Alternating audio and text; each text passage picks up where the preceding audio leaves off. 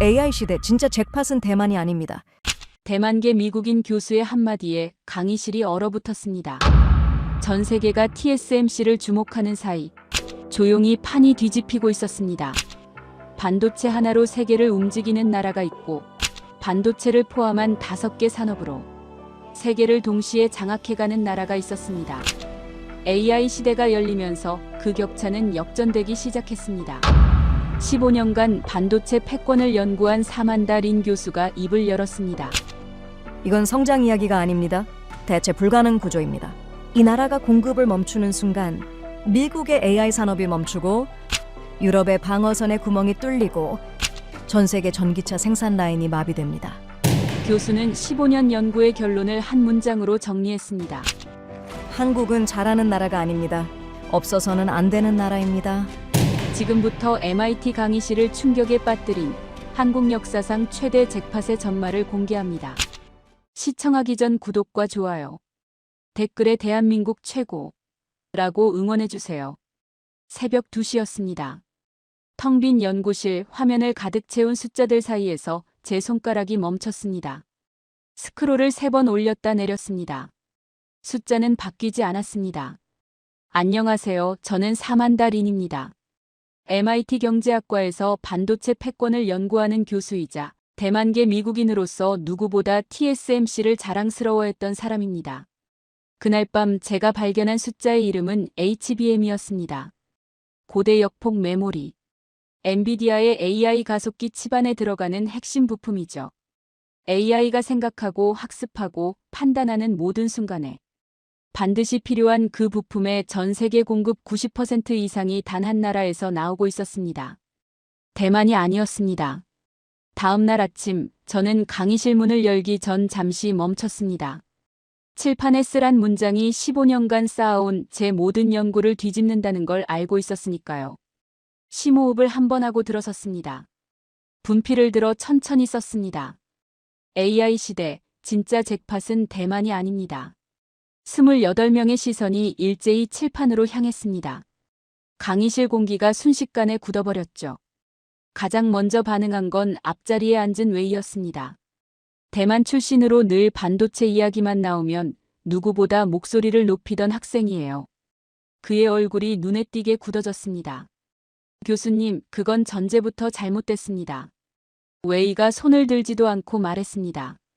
TSMC가 파운드리 시장의 60%를 점유하고 있잖아요. 애플, 엔비디아, 퀄컴. 전 세계 빅테크가 전부 TSMC에 줄을 서 있고요. 그게 AI 시대 최고의 잭팟 아닌가요? 미국 출신 에밀리도 거들었습니다. 저도 동의해요. 실리콘 방패라는 말도 있잖아요. 대만이 무너지면 전 세계 반도체 공급이 끊기는데 그보다 더 강력한 무기가 어디 있나요? 저는 고개를 끄덕이며 두 사람의 말을 칠판에 받아 적었습니다. TSMC, 파운드리 60%, 실리콘 방패. 모두 맞는 말이었습니다. 틀리지 않았어요. 그런데 저는 조용히 한 가지를 물었습니다. 여러분, HBM이 뭔지 아는 사람 있나요? 강의실이 조용해졌습니다. 웨이가 잠시 머뭇거렸습니다. 에밀리는 노트를 뒤적였죠. 28명 중 손을 든 학생은 단 한 명도 없었습니다. 저는 천천히 몸을 돌려 칠판에 세 글자를 크게 썼습니다. H, B, M. AI가 생각하는 데 필요한 부품입니다. 제가 설명을 시작했습니다. 엔비디아가 만드는 AI 칩, 여러분이 매일 쓰는 챗GPT, 구글의 검색 엔진. 이 모든 것을 가능하게 하는 핵심 부품이에요. 그런데 이걸 만들 수 있는 나라가 지금 지구상에 사실상 하나밖에 없습니다. 웨이가 조심스럽게 물었습니다. 어느 나라요? 저는 분필을 내려놓고 학생들을 천천히 둘러봤습니다. 창가 쪽자리에 조용히 앉아있던 한국 유학생 김도윤과 눈이 마주쳤습니다. 그 학생은 아무 말도 하지 않았습니다. 그저 조용히 저를 바라보고 있었죠. 다음 시간에 그 답을 함께 찾아보겠습니다. 일주일이 지났습니다. 강의실 문을 열고 들어서는 순간 학생들의 시선이 일제히 저를 향했어요. 지난 시간 제가 던진 질문이 여전히 그들의 머릿속에 남아있다는 게 느껴졌습니다. 웨이는 노트북을 잔뜩 펼쳐놓고 무언가를 준비하고 있었고, 에밀리는 손에 메모지를 단단히 쥐고 있었죠. 저는 분필을 집어들고 칠판 한가운데에 커다란 원을 그렸습니다. AI 공급망 지도입니다. 엔비디아, 애플, 구글, 아마존. 전 세계 빅테크들이 무엇에 의존해서 돌아가는지 그 실타래를 함께 풀어봅시다. 웨이가 기다렸다는 듯 즉각 손을 들었습니다. 당연히 대만이죠. TSMC 없이는 엔비디아 칩도 애플 아이폰도 못 만들잖아요. 파운드리 점유율 60%. 이미 답이 나와 있는 거 아닌가요? 저는 고개를 끄덕이며 지도 위에 대만을 표시했습니다. 맞아요. 파운드리는 대만입니다. 틀리지 않았어요. 그런데 웨이 파운드리가 AI 공급망의 전부일까요? 웨이가 잠시 멈칫했습니다. 저는 칠판에 항목을 하나씩 적어 내려갔습니다. AI 가속기의 핵심 메모리, HBM. 전기차와 에너지 저장 장치의 심장, 배터리.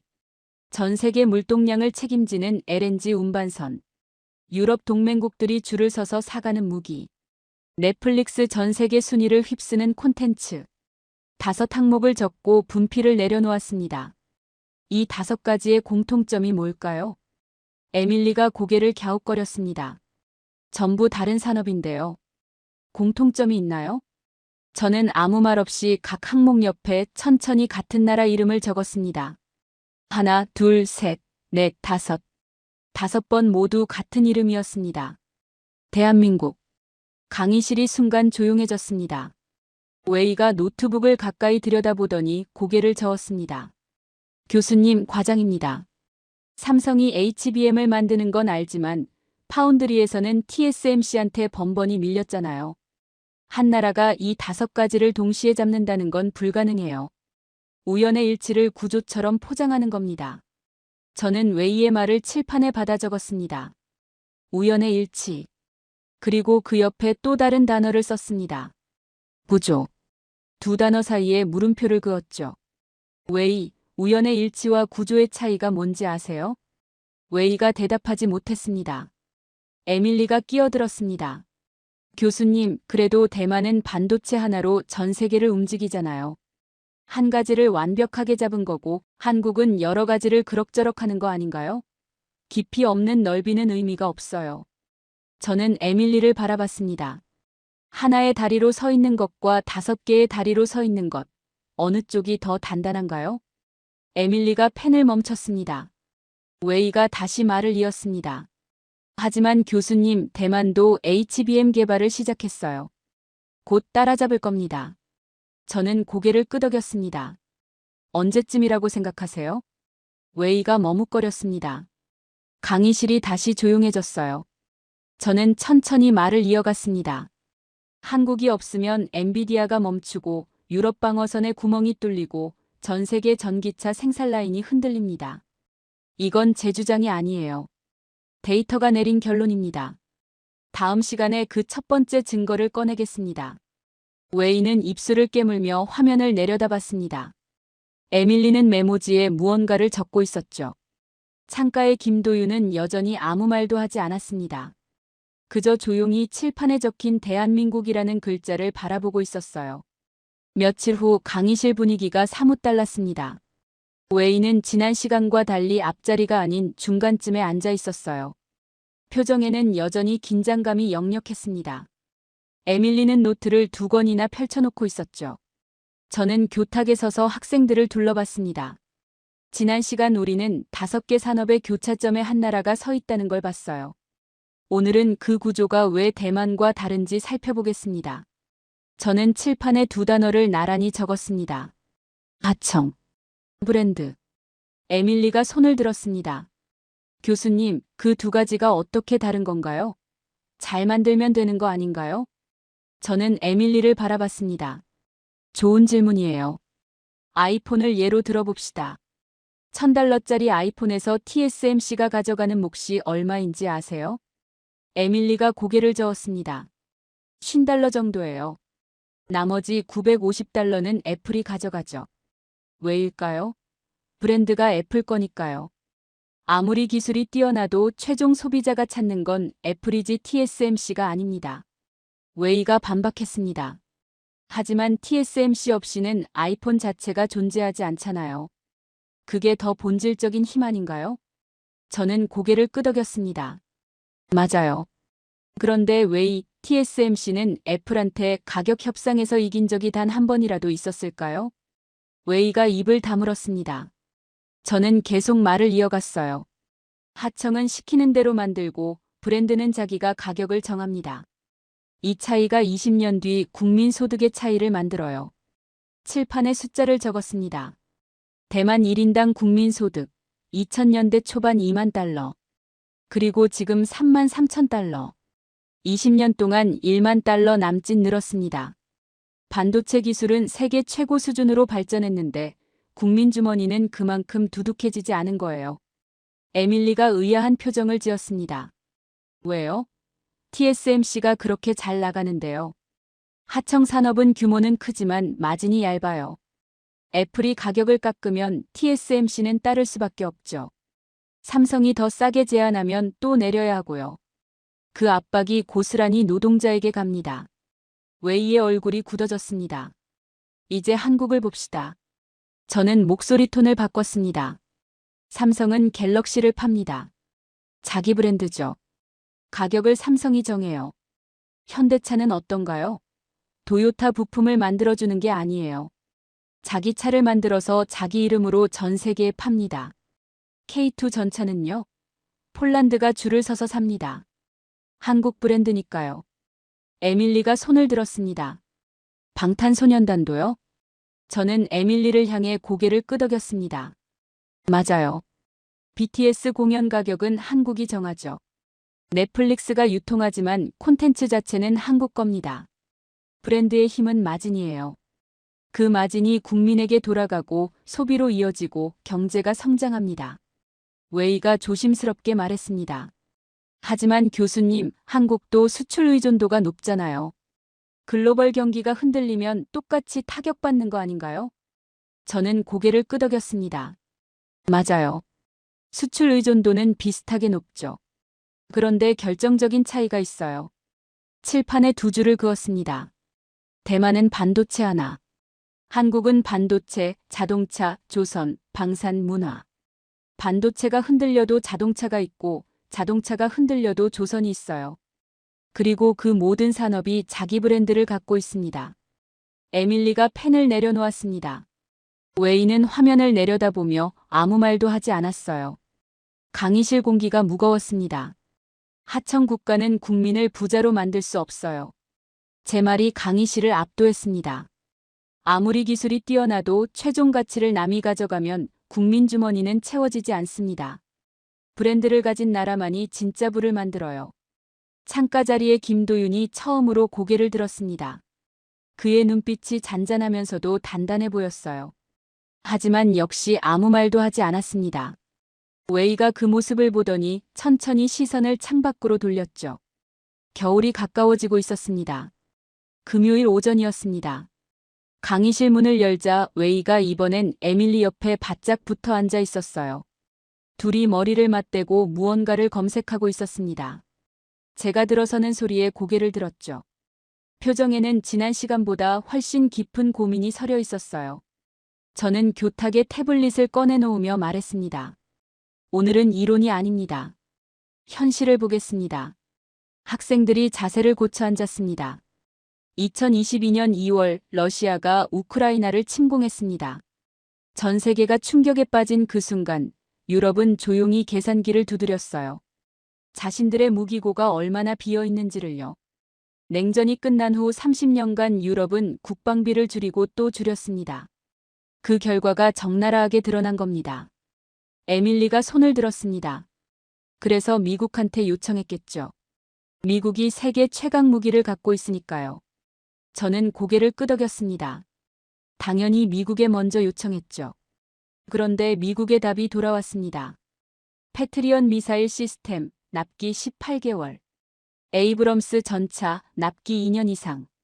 미국 방산 라인은 이미 꽉 차 있었어요. 에밀리의 표정이 굳어졌습니다. 유럽이 독일을 찾아갔습니다.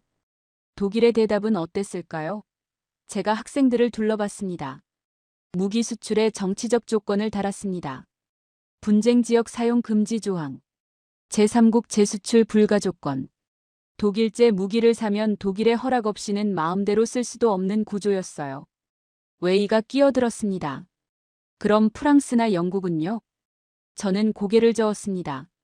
프랑스는 생산 물량 자체가 부족했고 영국은 납기 면에서 미국과 크게 다르지 않았어요. 강의실이 조용해졌습니다. 저는 태블릿 화면을 넘겼습니다. 그때 폴란드가 다른 곳에 손을 내밀었습니다. 한국이었어요. 2022년 7월 폴란드는 역사상 최대 규모의 무기 계약을 체결했습니다. K2 전차 1000대, K9 자주포 648문, FA50 경공격기 48대. 총 계약 규모 20조 원. 그리고 납기는 6개월이었습니다. 에밀리가 소리를 높였습니다. 6개월이요? 미국이 18개월인데요. 저는 에밀리를 향해 고개를 끄덕였어요. 전쟁 중인 나라에게 6개월과 18개월의 차이가 뭔지 아세요? 생사의 차이입니다. 웨이가 반박했습니다. 하지만 교수님, 납기가 빠르다고 좋은 무기는 아니잖아요. 성능이 중요한 거죠. K2 전차가 에이브럼스를 이긴다는 겁니까? 저는 웨이를 바라봤습니다. 좋은 질문이에요. 그럼 폴란드 국방부 장관이 한 말을 들어봅시다. 그는 이렇게 말했습니다. 우리는 최고의 무기가 아니라 제때 도착하는 무기가 필요했다. 그게 K2였다. 웨이가 입을 다물었습니다. 저는 계속 말을 이어갔어요. 폴란드가 끝이 아니었습니다. 노르웨이가 K9 자주포를 주문했고 호주가 K21 장갑차 도입을 검토했으며 에스토니아, 핀란드, 루마니아가 줄을 섰습니다. 2022년 한 해에만 한국의 방산 수출액은 전년 대비 3배 이상 뛰었어요. 세계 4위 방산 수출국으로 올라선 겁니다. 에밀리가 조심스럽게 물었습니다. 그런데 교수님, 방산은 결국 미국이 허락해야 하는 거 아닌가요? 핵심 부품을 미국에서 가져오니까요. 저는 에밀리를 향해 고개를 끄덕였습니다. 날카로운 지적이에요. 맞아요. 일부 부품은 미국 허가가 필요합니다. 그런데 한국은 그 의존도를 빠르게 줄이고 있어요. K2 전차 엔진, 처음에는 독일제였습니다. 지금은 한국산 엔진으로 교체 중이에요. 핵심 부품의 국산화율이 매년 올라가고 있습니다. 웨이가 다시 말을 꺼냈습니다. 교수님, 그래도 한국이 세계 1위 방산국이 된다는 건 과장 아닌가요? 미국, 러시아, 프랑스 같은 나라들과 비교하면 아직 갈 길이 멀잖아요. 저는 칠판에 숫자를 적었습니다. 2010년 한국 방산 수출 순위 세계 9위, 2022년 세계 4위. 단 12년 만에 5계단을 올라온 겁니다. 그리고 그 속도가 지금도 계속되고 있어요. 에밀리가 손을 들었습니다. 근데 교수님, 이게 한국 경제에 실제로 얼마나 중요한 건가요? 저는 에밀리를 향해 미소를 지었습니다. 숫자로 말씀드릴게요. 방산 수출 1조 원이 늘어나면 연관 산업을 포함해 약 3만 개의 일자리가 생깁니다. 전차를 만들던 기술이 자동차 엔진에 들어가고 군함을 만들던 기술이 상선에 쓰이죠. 방산은 단순히 무기를 파는 게 아니에요. 제조업 전체의 기술 수준을 끌어올리는 엔진입니다. 웨이가 화면을 내려다보며 천천히 말했습니다. 70년 전에 총 한 자루도 못 만들던 나라가요? 저는 고개를 끄덕였습니다. 1953년 한국전쟁 휴전 당시 한국군의 무기는 전부 미국제였습니다. 자국산 소총 한 자루 없었어요. 그로부터 70년. 지금 그 나라가 폴란드에 전차를 팔고 노르웨이에 자주포를 납품하고 있습니다. 강의실이 조용해졌습니다. 웨이는 노트북 화면을 바라보며 아무 말도 하지 않았어요. 에밀리는 메모지를 가득 채우고 있었습니다. 저는 분필을 내려놓으며 학생들을 둘러봤습니다. 전쟁은 거짓말을 하지 않습니다. 실전에서 증명되지 않은 무기는 아무도 사지 않아요. 한국 무기가 유럽의 선택을 받은 건 홍보 때문이 아닙니다. 실전에서 통했기 때문이에요. 창가에 김도윤이 조용히 창밖을 바라보고 있었습니다. 그의 눈빛에는 말로 표현하기 어려운 감정이 담겨 있었어요. 뿌듯함인지 아니면 그 이상의 무언가인지 가늠하기 어려웠습니다. 웨이가 그 눈빛을 발견하고 잠시 시선을 고정했죠. 그리고 천천히 고개를 돌렸습니다. 겨울 햇살이 강의실 창문으로 비스듬히 들어오고 있었습니다. 며칠 후 강의실이었습니다. 웨이는 지난 시간 방산 이야기를 들은 뒤 처음으로 아무런 반박 자료도 준비해 오지 않았어요. 그 대신 에밀리가 손을 번쩍 들었습니다. 교수님, 지난 시간에 한국이 LNG 운반선을 만든다고 하셨는데 그게 그렇게 대단한 건가요? 배는 그냥 배 아닌가요? 저는 에밀리를 바라봤습니다. 좋아요. 오늘은 그 이야기를 해봅시다. 저는 칠판에 숫자 하나를 크게 적었습니다. 3천억. 에밀리가 눈을 깜빡였습니다. 그게 뭔가요? LNG 운반선 한 척의 가격이에요. 3천억 원입니다. 저는 학생들을 둘러봤습니다. 서울 강남 아파트가 지금 얼마인지 아세요? 평균 20억 원 정도예요. LNG 운반선 한 척이 강남 아파트 150채 값입니다.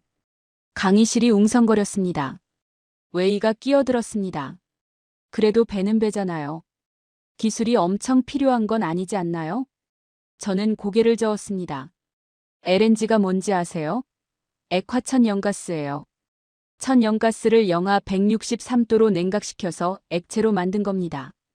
이걸 배에 싣고 바다를 건너는 거예요. 생각해보세요.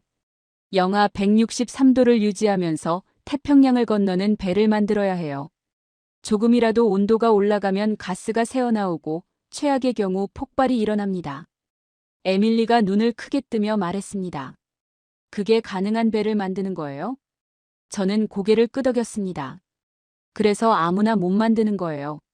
전 세계에서 이 배를 제대로 만들 수 있는 나라가 사실상 세 나라밖에 없어요. 한국, 중국, 일본.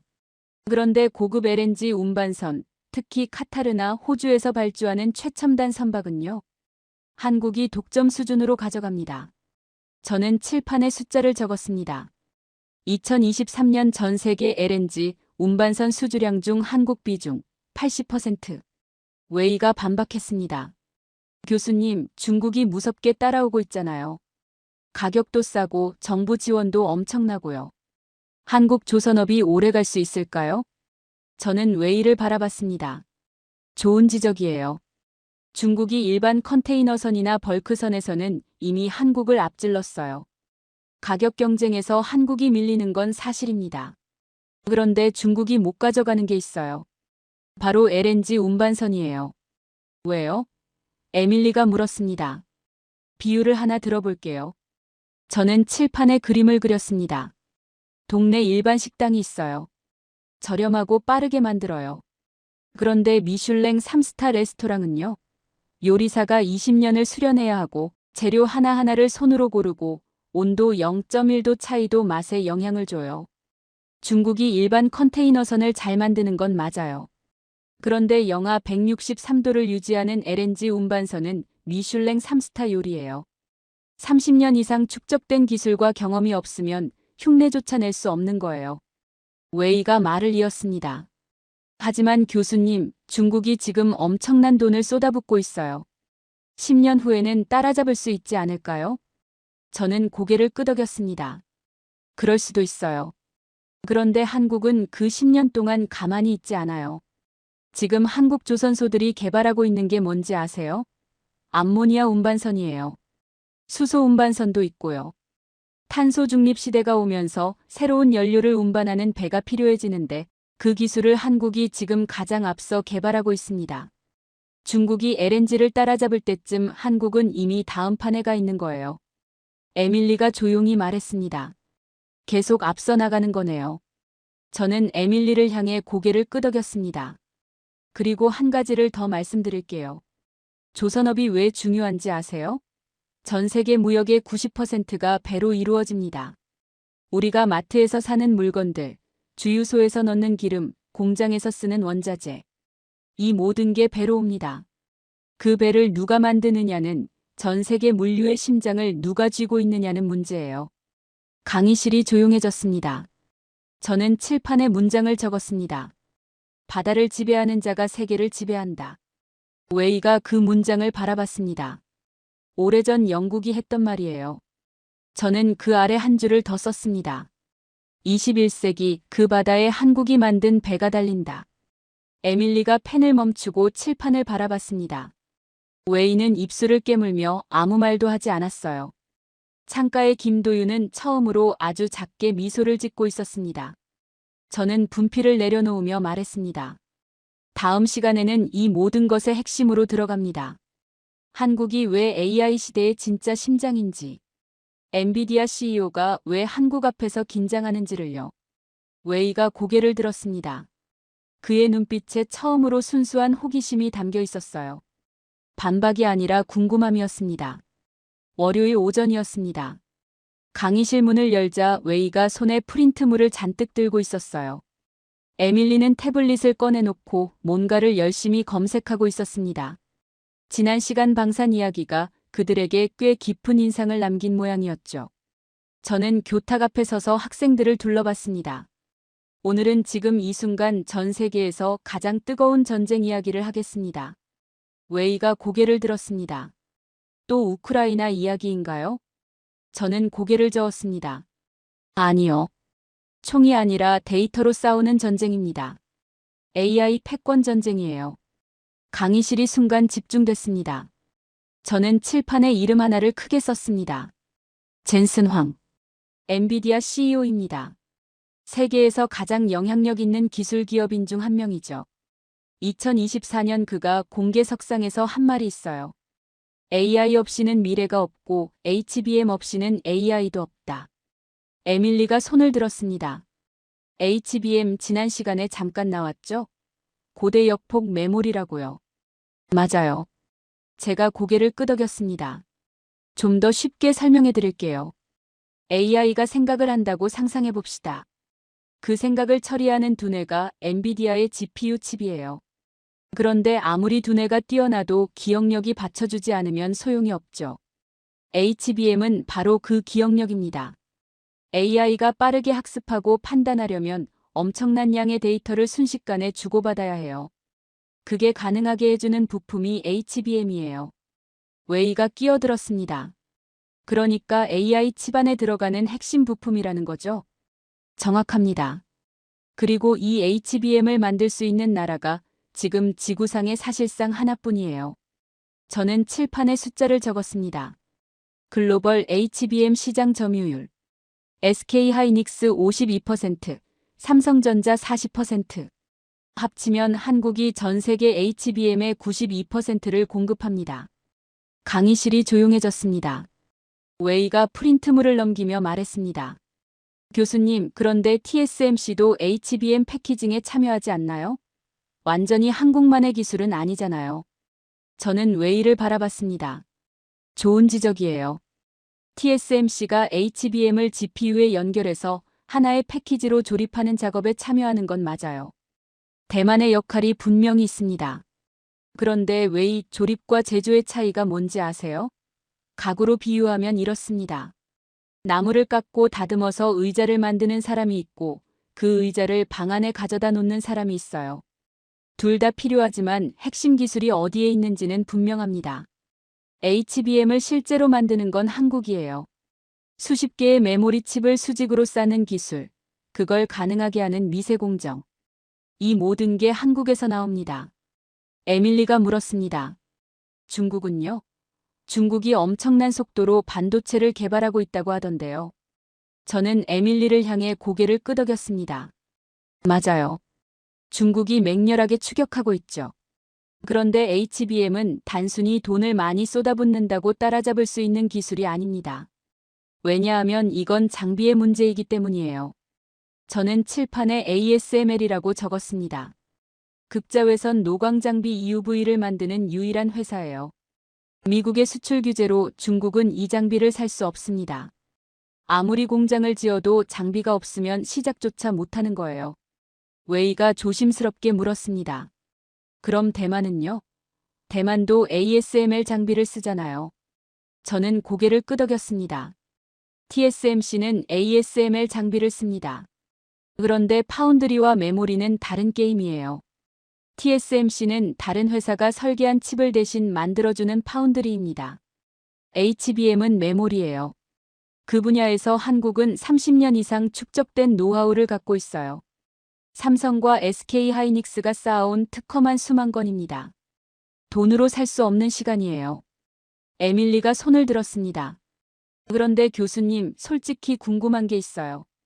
엔비디아가 그렇게 한국 HBM에 의존한다면 엔비디아가 직접 HBM을 만들면 안 되나요? 아니면 다른 공급처를 찾거나요? 저는 미소를 지었습니다. 젠슨 황도 그 생각을 안 해봤을까요? 해봤겠죠. 그런데 현실이 허락하지 않아요. HBM 공장 하나를 짓는데 최소 10조 원이 넘게 들어요. 그리고 공장만 있다고 되는 게 아닙니다. 숙련된 엔지니어, 정밀한 공정관리 협력업체 네트워크. 이게 전부 갖춰져야 해요. 한국은 이걸 30년에 걸쳐 만들었습니다. 엔비디아가 오늘 당장 시작한다 해도 10년은 좋게 걸릴 거예요. 웨이가 고개를 들었습니다. 그럼 결국 엔비디아도 한국 눈치를 봐야 한다는 건가요? 저는 칠판에 문장 하나를 적었습니다. 공급자가 하나뿐일 때 갑은 누구인가? 웨이가 그 문장을 읽더니 천천히 고개를 끄덕였어요.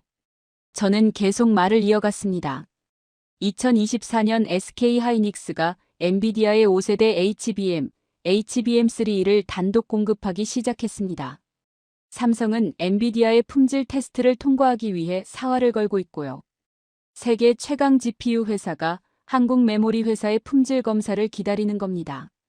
이게 지금 반도체 업계의 현실이에요. 에밀리가 말했습니다. 그러니까 AI 시대가 열리면서 오히려 한국의 위상이 더 높아진 거네요. 저는 에밀리를 향해 고개를 끄덕였습니다. 정확해요. 스마트폰 시대에는 파운드리가 핵심이었어요. TSMC가 왕이었죠. 그런데 AI 시대에는 판이 바뀌었어요. GPU 안에 들어가는 HBM이 병목이 됐습니다. 그 병목을 쥔 나라가 한국이에요. 전 세계가 대만을 보는 사이 조용히 판이 뒤집힌 겁니다. 웨이가 오랫동안 침묵하다 작은 목소리로 말했습니다. 대만이 강한 건 변함없지만 한국이 없어도 되는 건 아니군요. 저는 웨이를 바라봤습니다. 그게 오늘 제가 하고 싶었던 말이에요. 창가에서 김도윤이 처음으로 작게 고개를 끄덕였습니다. 아주 작은 움직임이었지만 저는 그걸 놓치지 않았어요. 웨이도 그 모습을 봤는지 잠시 김도윤을 바라봤습니다. 강의실 창밖으로 차가운 겨울 하늘이 펼쳐져 있었습니다. 수요일 오후였습니다. 강의실 문을 열자 웨이가 손에 프린트물을 두툼하게 들고 있었어요. 지난 시간 방산 이야기가 끝나자마자 뭔가를 준비했다는 게 느껴졌습니다. 에밀리는 태블릿을 꺼내놓고 있었고 다른 학생들도 평소보다 자세를 바짝 고쳐 앉아 있었죠. 저는 교탁 앞에 섰습니다. 오늘은 숫자 이야기를 하겠습니다. 감정이 아니라 데이터로 말하는 시간이에요. 웨이가 기다렸다는 듯 즉각 손을 들었습니다. 교수님, 저도 숫자를 준비해 왔어요. TSMC의 영업이익률은 40%입니다. 삼성전자 반도체 부문은 그 절반도 안 돼요. 그리고 2023년 삼성은 반도체에서만 10조 원이 넘는 적자를 냈습니다. 숫자만 보면 대만이 훨씬 효율적인 거 아닌가요? 저는 고개를 끄덕였습니다. 정확한 숫자예요. TSMC 영업이익률은 세계 최고 수준이고 삼성이 2023년 크게 적자를 낸 것도 사실입니다. 웨이 잘 준비해왔네요. 웨이가 만족스러운 표정을 지었습니다. 저는 계속 말했어요. 그런데 웨이 회사 이익률과 국민소득은 다른 이야기예요. 비유를 하나 들어볼게요. 동네에 치킨집이 2개 있어요. 하나는 대기업 프랜차이즈 치킨집이고 다른 하나는 자기만의 비법 소스로 운영하는 동네 치킨집이에요. 프랜차이즈 치킨집은 본사가 엄청난 돈을 벌어요.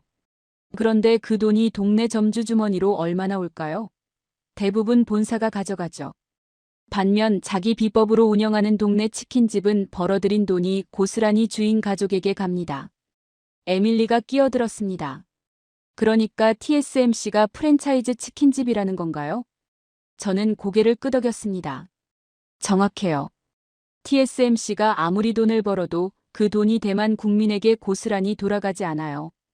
애플이 TSMC한테 가격을 내리라고 하면 내려야 하고 삼성이 더 싸게 제안하면 또 내려야 합니다. 그 압박이 결국 직원들 임금으로 이어지죠. 저는 칠판에 두 줄의 숫자를 나란히 적었습니다. 대만 1인당 국민소득 2000년 1만 5천 달러, 2024년 3만 3천 달러, 24년 동안 2배. 한국 1인당 국민소득 2000년 1만 2천 달러, 2024년 3만 5천 달러, 24년 동안 3배. 에밀리가 화면을 가까이 들여다봤습니다. 출발은 비슷했는데 한국이 더 빠르게 올라갔네요. 웨이가 즉각 반박했습니다. 교수님, 그건 반도체 사이클 때문이에요. 반도체 호황기에 한국 숫자가 올라간 거고 불황이 오면 다시 내려가는 거잖아요. 실제로 2023년에 삼성이 10조 적자를 낼 때 한국 경제도 타격받았잖아요. 저는 미소를 지었습니다. 좋아요. 그럼 2023년을 같이 봅시다. 삼성 반도체가 10조 적자를 낼 때 같은 해에 뭐가 있었는지 아세요? 저는 칠판에 세 줄을 적었습니다. 현대차 영업이익 역대 최고. 한국 조선 수주 세계 1위 탈환. 방산 수출 사상 최대. 반도체가 무너지는 동안 자동차가 버텼고 조선이 올라섰고 방산이 터졌습니다. 기억하시나요? 5개의 다리 이야기를요. 에밀리가 고개를 끄덕였습니다. 하나가 흔들려도 나머지가 받쳐주는 구조. 그런데 웨이가 물러서지 않았습니다. 교수님, 그 자동차, 조선, 방산도 결국 글로벌 경기가 나빠지면 다 같이 흔들리잖아요. 동시에 위기가 오면 한국도 버티지 못해요. 저는 웨이를 바라봤습니다. 맞아요. 전 세계 경기가 동시에 무너지면 한국도 타격을 받죠. 그런데 웨이, 그 상황에서 대만은 어때요? 반도체 하나뿐인 대만은요? 웨이가 입을 다물었습니다. 저는 계속 말했어요. 핵심은 이겁니다. 한국은 삼성이 갤럭시 가격을 스스로 정해요. 현대차가 아이오닉 가격을 스스로 정하고 K9 자주포 가격을 한국이 정합니다. 프랜차이즈가 아니라 자기 브랜드니까요. 그 마진이 직원 임금이 되고 임금이 소비로 이어지고 소비가 경제를 키웁니다. 에밀리가 손을 들었습니다. 방탄소년단 콘서트 티켓 가격도 한국이 정하는 거죠? 저는 에밀리를 향해 미소를 지었습니다. 정확해요. BTS 공연 가격은 한국이 정해요. 넷플릭스가 유통하지만 콘텐츠는 한국 겁니다. 그 수익이 한국 스태프들, 작가들, 제작진에게 돌아가요. 웨이가 한참 침묵하다 말했습니다. 교수님, 그럼 대만은 어떻게 해야 하는 건가요? 저는 웨이를 바라봤습니다. 그건 제가 답할 수 있는 질문이 아니에요. 대만이 결정할 문제죠. 다만 한 가지는 분명합니다. 잘 만드는 것과 자기 것을 만드는 건 다른 이야기예요. 세계 최고 기술로 남의 꿈을 만들어주는 나라가 있고 조금 부족해도 자기 이름으로 자기 꿈을 파는 나라가 있어요. 20년 뒤 어느 나라 국민이 더 풍요로울지는 숫자가 이미 답을 내리고 있습니다. 강의실이 조용해졌습니다. 웨이는 프린트물을 내려다보며 아무 말도 하지 않았어요. 저는 분필을 내려놓으며 말했습니다. 다음 시간이 마지막입니다. 그동안 우리가 본 모든 것을 하나로 묻겠습니다. 대만과 한국, 이 두 나라가 서 있는 자리가 무엇을 의미하는지, 그리고 진짜 잭팟이 어디서 어떻게 터지는지를요. 웨이가 고개를 들었습니다. 그의 눈빛이 흔들리고 있었어요. 지난 몇 주간 그가 믿었던 것들이 하나씩 흔들리고 있었지만 아직 완전히 무너지지는 않았습니다. 창가의 김도윤은 조용히 웨이를 바라보다 천천히 시선을 창밖으로 돌렸어요. 겨울바람에 나뭇가지가 흔들리고 있었습니다. 마지막 수업 전날 밤이었습니다. 저는 연구실에 혼자 앉아 지난 몇 주간의 강의 노트를 펼쳐놓고 있었어요. 칠판에 적었던 숫자들, 학생들의 반론들, 그리고 조금씩 달라져가던 그들의 눈빛. 내일 이 모든 걸 하나로 묶어야 했습니다. 대만계 미국인인 제가 왜 대만이 아닌 한국의 잭팟을 선언하는지. 그 이유를 데이터가 아니라 말로, 가슴으로 전해야 하는 날이었습니다. 다음 날 강의실 문을 열자 분위기가 달랐습니다. 웨이는 첫 수업 때처럼 다시 앞자리에 돌아와 있었지만 표정은 완전히 달라져 있었어요. 에밀리는 노트 3권을 꺼내놓았고 다른 학생들도 평소보다 자세를 바짝 고쳐 앉아 있었죠. 저는 교탁 앞에 서서 학생들을 천천히 둘러봤습니다. 지난 몇 주 동안 우리는 긴 여정을 함께했어요. 제가 입을 열었습니다. 처음 제가 던진 질문을 기억하시나요? AI 시대, 진짜 잭팟은 대만이 아니다. 여러분은 그 말을 전면 부정했죠. 웨이가 작게 웃으며 고개를 숙였습니다. 저는 칠판에 5가지를 적었습니다. HBM 세계 공급 92%, 방산 수출 세계 4위, 납기 6개월, 갤럭시 현대차 K9, BTS, 브랜드 가격 주도권, 반도체 불황에도 자동차 조선 방산이 버티는 다각화 구조, 그리고 70년 축적. 강의실이 조용했습니다. 그때 웨이가 손을 들었습니다. 지난 몇 주 동안 한 번도 보지 못했던 진지한 표정이었어요. 교수님, 저는 여전히 TSMC가 세계 최고라고 생각해요. 그리고 앞으로도 오랫동안 그럴 거라고 봅니다. 한국이 강한 건 인정하겠어요. 그런데 교수님이 처음에 쓴 문장, AI 시대 진짜 잭팟은 대만이 아니다. 이건 너무 단정적이지 않나요? 한국이 잭팟이라고 해서 대만이 실패한 나라가 되는 건 아니잖아요. 저는 웨이를 바라봤습니다. 좋아요. 그게 오늘 제가 가장 중요하게 다루고 싶은 질문이에요. 저는 칠판에 2단어를 나란히 썼습니다. 소중한, 필수적인. 비유를 하나 들어볼게요. 가족 중에 요리를 정말 잘하는 사람이 있어요. 그 사람이 만드는 음식은 세상에서 제일 맛있죠. 가족 모임에서 없어서는 안 된다고 모두가 생각합니다. 그런데 한편으로 가족 중에 병원 의사가 있어요. 평소엔 조용하게 있어요. 그런데 누군가 갑자기 쓰러지면요. 그 순간 의사가 없으면 가족 전체가 무너질 수 있어요. 에밀리가 끼어들었습니다. 요리 잘하는 사람이 대만이고 의사가 한국이라는 건가요? 저는 고개를 끄덕였습니다. TSMC는 세계가 사랑하는 요리사예요. 없으면 아쉽고 있으면 행복하죠. 그런데 한국은 달라요. 한국이 HBM 공급을 멈추는 순간, 엔비디아가 멈추고 방산 수출을 중단하는 순간 폴란드 방어선에 구멍이 뚫립니다. 조선소가 가동을 멈추면 전 세계 LNG 수송이 흔들려요. 없으면 아쉬운 게 아니라 없으면 시스템 전체가 무너지는 겁니다. 웨이가 반박했습니다. 하지만 교수님, 그건 과장이에요. 한국이 갑자기 공급을 멈출 리가 없잖아요.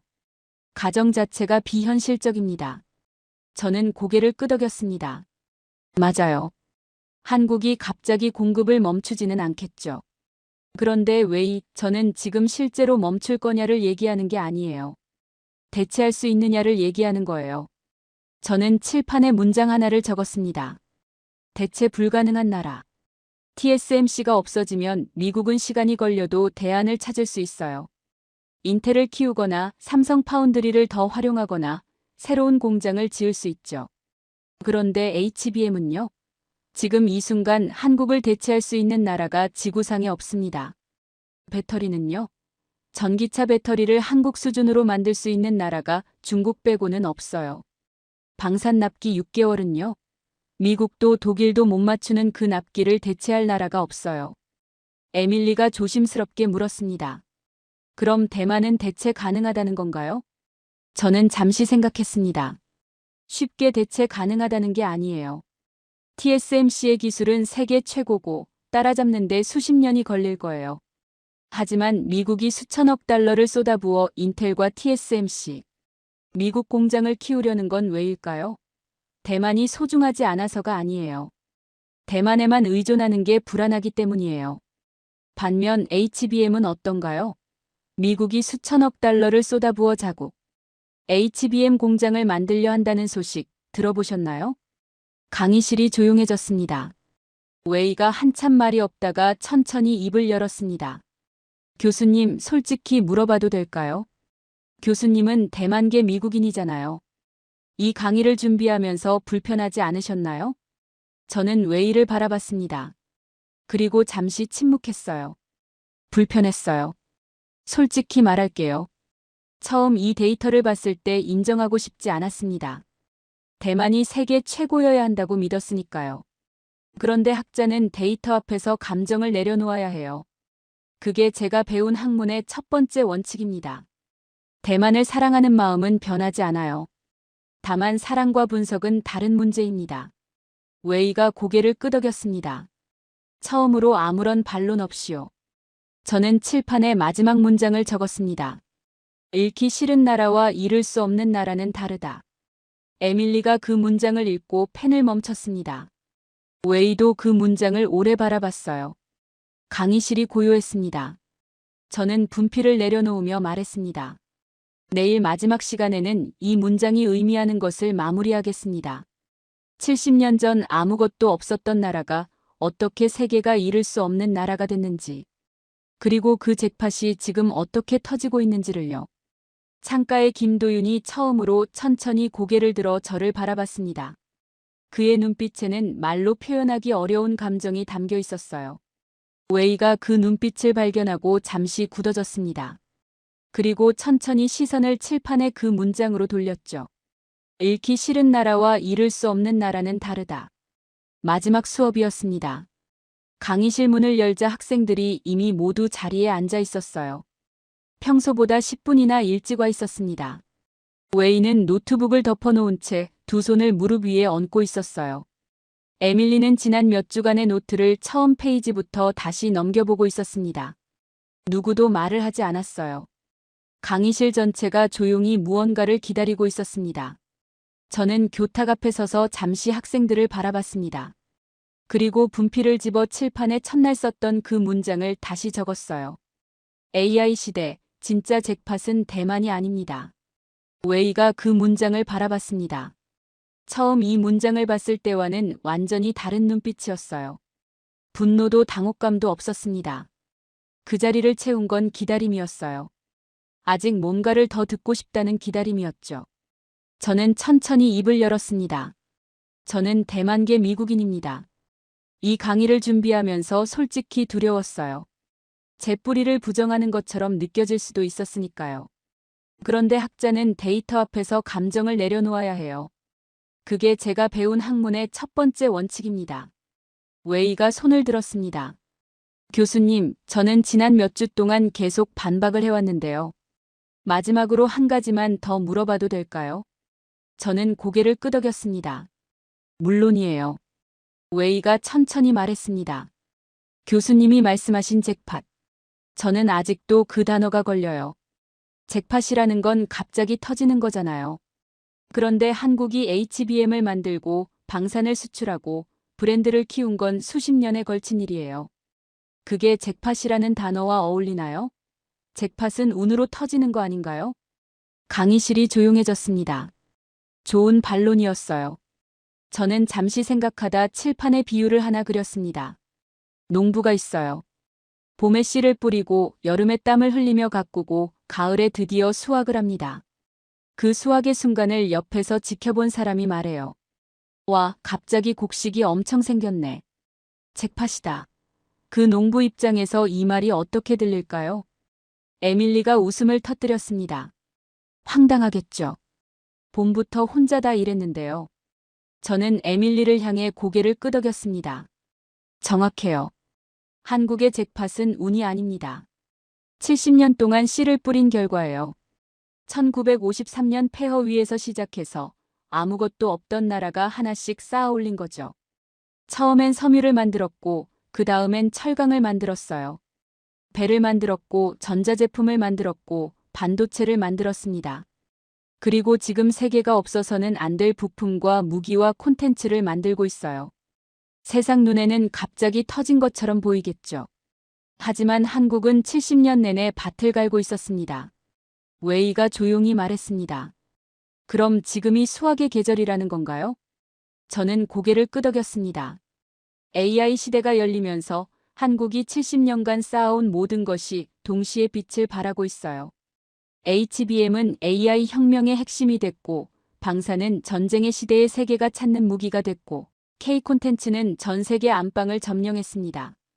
씨를 뿌린 계절이 달랐을 뿐, 수확은 지금 동시에 일어나고 있어요. 에밀리가 손을 들었습니다. 교수님, 그럼 한국의 다음 수확은 뭔가요? 저는 칠판에 한 단어를 적었습니다. 우주. 강의실이 웅성거렸습니다. 2023년 한국이 독자 개발한 누리호 로켓이 실용위성을 궤도에 올리는 데 성공했어요. 세계에서 7번째입니다. 전차를 만들 수 있으면 로켓을 만들 수 있고 배터리를 만들 수 있으면 우주선 동력원을 만들 수 있어요. 70년간 쌓아온 제조 기술이 이제 우주로 향하고 있습니다.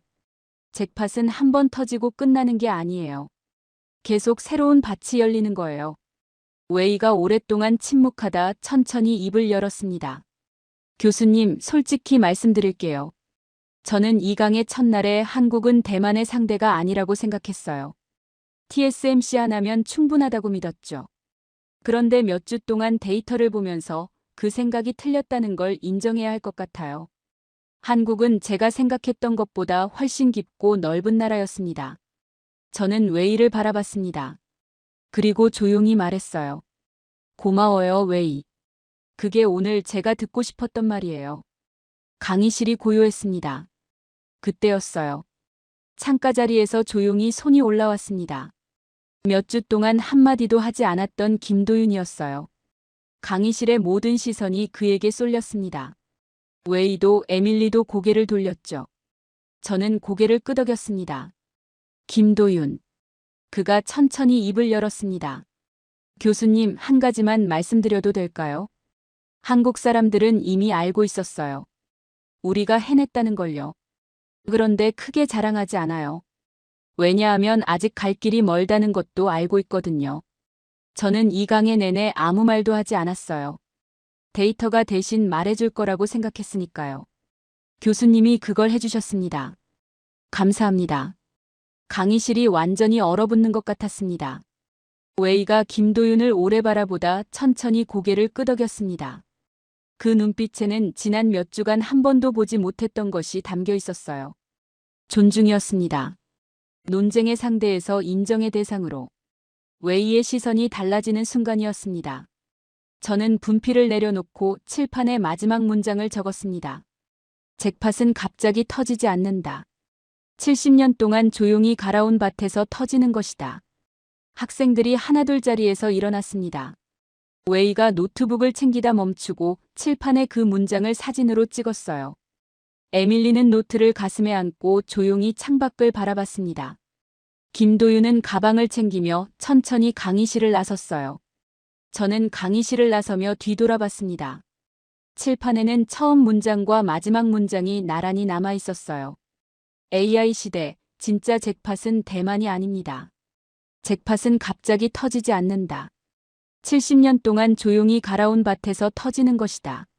창밖으로 겨울 캠퍼스에 눈이 내리기 시작하고 있었습니다. 조용히, 아무도 모르게, 그러나 되돌릴 수 없는 방식으로. 세상은 한국을 보며 말한다. 갑자기 잘 됐네. 운이 좋았네. 그러나 한국은 안다. 운이 아니었다는 것을. 반도체 불황이 와도 연구를 멈추지 않았고, 전 세계가 대만을 볼 때 조용히 HBM을 쌓았고, 아무도 알아주지 않을 때 영하 163도를 견디는 배를 만들었다. 누가 시켜서가 아니었다.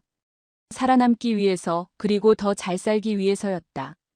그 70년의 땀이 지금 AI 시대, 방산 시대, 콘텐츠 시대를 만나 한꺼번에 터지고 있다. 잭팟은 준비된 자에게만 온다. 한국은 준비된 나라였다. 끝까지 시청해주셔서 감사합니다.